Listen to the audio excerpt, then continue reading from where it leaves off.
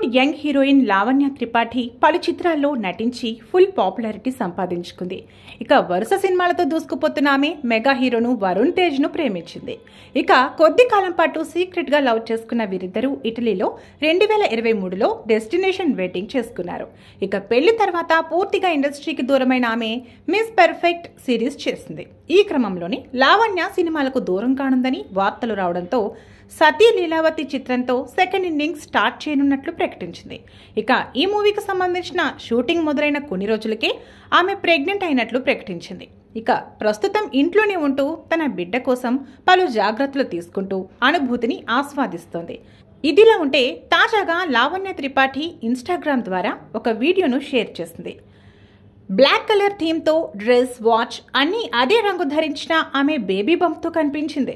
ఇక ఇందులో ఇంటి బయట ఉన్న గార్డెన్లో పడుకుని ఓ బుక్ చదువుతూ కనిపించింది. ఇందులో బేబీ బంప్ను కవర్ చేసుకున్నప్పటికీ కనిపిస్తోంది. ఇక అది చూసిన నెటిజన్లు వావ్ చాలా బాగున్నారు, మీ బేబీ బంప్ను చూస్తూ ఉండిపోయాం అని హార్ట్ సింబల్స్ షేర్ చేస్తున్నారు. ఇక మరికొందరు మాత్రం భగవద్గీత చదివితే పుట్టబోయే బిడ్డకు బాగుంటుందని అంటున్నారు.